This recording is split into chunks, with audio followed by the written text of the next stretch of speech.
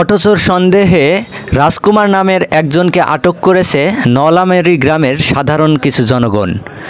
কয়েকদিন আগে নলামারী গ্রামের লিটন নামের একজনের অটো চুরি হয়ে যায় বাসা থেকে।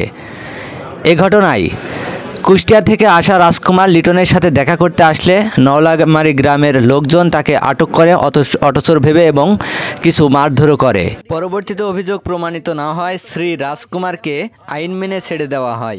এই ঘটনায় অটোর মালিক লিটন এবং অভিযুক্ত রাজকুমারের বক্তব্য শুনব। থাকে, ঠিক আছে, আপনারা সেই অনুপাতে কথা বলবেন, সেই অনুপাতে অ্যাটিটিউড দেখাবেন, ঠিক আছে? আপনারা কেউ আইন ভঙ্গ করবেন না। আমরা একটা কথা শোনার পরে এখানে এসেছি যে এখানে কোনো একটা অনাকাঙ্ক্ষিত ঘটনা ঘটেছে, যে অটো চোর ধরা পড়েছে, কিন্তু যিনি ভিকটিম, যার উপরে অভিযোগটা আনা হয়েছে, আমরা একটু তার কাছে জানবো যে তিনাকে যে এখানে আটক করলো, মানে আপনাকে যে আটকাইছে, আপনি এখানে কখন এসেছেন? ভাই আমি আলমডাঙ্গা যখন আসি তখন ওনাকে ফোন দিই, মন্টু ভাইকে, মন্টু ভাই আমি আলমডাঙ্গাতে আসছি। মন্টু ভাইটা কে? মন্টু যার অটো হারাইছে। তো ওনাকে বলে তোমার সঙ্গে পরিচয়টা আমার এই রুগীর বিষয়টা নিয়ে, এই বিষয়ে ভিজিট করতে ওনার কাছে আসি। আর তারপরে ফোন দেওয়ার পর বলবো আপনি কোথায়? বললাম আলমডাঙ্গা। ঠিক আছে, তো ওখানে থাকার আমি ওখানে আসছি। এরকম ভাই আপনি আসার দরকার নেই, আমি ভিজিট করতে করতে আসতেছি, আমি আপনার এলাকায় আসতেছি। তারপর আমি তার এলাকায় আসি, আসার পরে মনে করেন এই অবস্থা, আমি নাকি চুরি করেছি, আমি চোর, প্রমাণ সাক্ষী। এই এলাকার আর অন্য কোনো মানুষের সাথে আপনার সংযোগ আছে না? না, আমার এলাকা চিনি দুটো মানুষের, একটা হচ্ছে মন্টু আর একটা মানিক। সেই মানিক কি এখানে আছে? মানিক ভাই এখানে তখন ছিল, এখন আর দেখছি না। এই যে এখানে যারা এনাকে চোর সাব্যস্ত করছেন এখন, তারা কি মানিক সম্পর্কে তাদের কোনো ধারণা আছে? মানিককে? মানিক ভাই আপনার অটো হারিয়েছে, আপনার অটো, ইনি বলছে আপনার সাথে পরিচয় আর মানিকের সাথে পরিচয়। এই মানিক সম্পর্কে আপনার ধারণা কি? মানিক সম্পর্কে ধারণা আমার মানিকে প্রথম লিয়াজু কি শোনেন, আপনার না শুনলে তো বিস্তারিত বুঝতে পারবেন না। প্রথম লিয়াজু উনি আমার নাম্বারে ফোন দেয়, হঠাৎ আমি কুষ্টিয়া থেকে বাড়ি আসি, তখন আমি খাজানগরের ভিতরে, উনি ফোন দেয়, বলছে ভাই আপনি অমক? আমি বলছি হ্যাঁ আমি অমক। বলছে যে ভাই আপনার সাথে দেখা করব, আপনার খুব দরকার, আপনার বাড়িতে গেছি অথবা গ্রামে গেছি। তাই বলে আমি তখন বললাম যে আপনি কার মাধ্যমে আসছেন, কি বিষয় আসায়, আমি তো আপনাকে চিনি না, আপনি নাম্বার পেলেন কোথায়? উনি তখন বলছে নাম্বার ম্যানেজ করেছি। একই কথা বলছে, নাম্বার ম্যানেজ করেছি। নাম্বার ম্যানেজ করেছেন আপনি, সরাসরি কথা বললে আপনার সাথে সব কিছু খোলামেলা বলবো। তাই সাথে কীভাবে কী করে ফোন দিয়ে কি তার আগে হারাইছে? না, তখন আর অটো হারায়নি।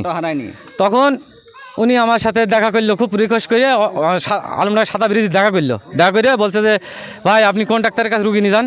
আমি বলছি স্যার সজিবুল ডাক্তারের কাছে। বলবেন সজিবুল ডাক্তারের কাছে রুগী নিয়ে যাই। বলছে আমাদের এখানে আসেন, উনি একটা প্রতিষ্ঠানের নাম বলে আমার মনে নেই, তো উনি বলছে যে হচ্ছে আসেন, আমি অনেক হ্যাঁ কমিশন দেবে।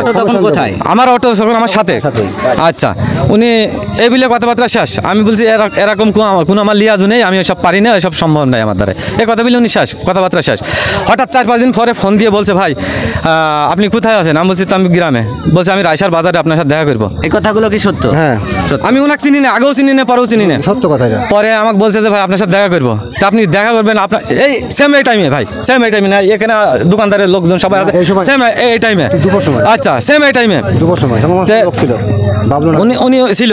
তখন আমাকে বলছে যে ভাই আপনার সাথে দেখা করবো, তা আসেন। উনি 2 মিনিট, জাস্ট 2 মিনিট আমার সাথে দেখা করে চলে গিয়েছে। আর কোনো ওই একই কথা, ওই একই, কোনো অফার নেই। তার সেদিনকে আমার গাড়ি চুরি হয়ে যাচ্ছে। আমার ওই লোক আপনার বাড়িটা কোন? আমাকে নাম্বার দেওয়া আছে একজন ডাক্তার, এই যে রামদিয়াক ডাক্তার, আমার সঙ্গে বাবলু নামে এক মার্কেটিং ছিল, ওনার সঙ্গে সম্পর্ক, ঠিক আছে। নাম্বার দিয়ে বলছে ভাই আমাদের তো রুগী এখন কমে গেছে। এলাম কে? বলছে এই যে মানিক আর হচ্ছে ইরা মন্টু, এরাই রুগী বেশি নিয়ে যায়, আপনারা রুগী নেওয়ার কাজ করেন, ঠিক আছে। রুগী বেশি নিয়ে এরা ধরলে পাবেন, তো আমি ওর কাছে নাম্বার সংগ্রহ করি, দেখা করি। অটোটা কি বাড়ি থেকে হারায়? হ্যাঁ, বাড়ি থেকে চুরি হয়ে গেছে।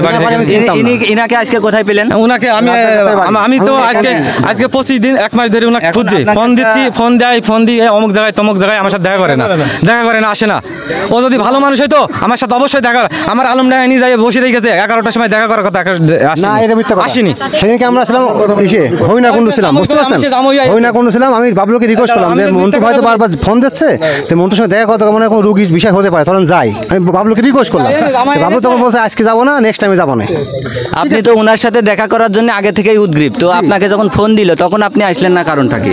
আমি ওইটাই বলছি, যখন ও আমাকে ফোন দিল তখন আমার হইনাকুণ্ড, আমি আমার সঙ্গে যে ছিল মার্কেটিং, ওনাকে বললাম সিনিয়র তো, বললাম যে হচ্ছে মন্টু ভাই ফোন দিচ্ছে কোনো রুগী থাকতে পারে, চলেন যাই কথা বলে আসি।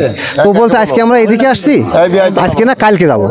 তো তারপরে আমি ঢাকায় চলে গেছিলাম, এয়ারপোর্টে একটা ভাড়া মানে আমার যে আগে ড্রাইভিং চাকরি করি 5 ঘন্টা, ঠিক আছে, ওনাকে নিয়ে আমি হচ্ছে ঢাকায় গেছিলাম এয়ারপোর্টে। তখন উনি ফোন দিয়েছিল আমাকে, তাহলে ভাই আমি ঢাকায় আইসি, আমি ঢাকাতে এসে আপনার দেখা করবো না। তারপরে আমাকে আরেকবার ফোন দেয়, আমি বললাম ভাই আমি মার্কেটে ওই দিক গেলেই আলমডাঙ্গা দিকে গেলে আমি আপনার দেখা করবো না, ঠিক আছে। তো আমি এখন আজকে আইসি, আমি আজকে আইসি আলমডাঙ্গা বসে আগে তাকে ফোন দিছি, সে আমাকে ফোন দিয়েছিল। আচ্ছা, উনি কি আগে ফোন দিয়েছে আপনাকে আজকে দুপুর ফোন দিয়েছে। আমি এখন শোনেন, প্রকৃত ঘটনা কেউই জানি না, আমরা কোনো সিদ্ধান্ত দেওয়ারও কেউ নেই, ঠিক আছে। আইন যেটা বলবে সেটাই করতে হবে আপনাকেও তাকেও।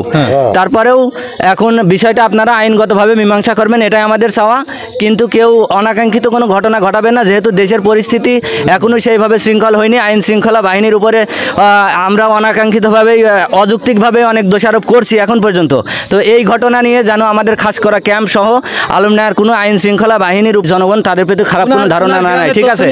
আপনারা যে তাকে গায়ে মানে আঘাত করেছেন, যাই করেছেন, আগে যেটাই করেছেন, এখন এইগুলো থেকে বিরত থাকবেন এবং আইনগতভাবে যেটা হয় সেটা সিদ্ধান্ত নেওয়ার আপনারা চেষ্টা করবেন, ঠিক আছে। ধন্যবাদ। আপনি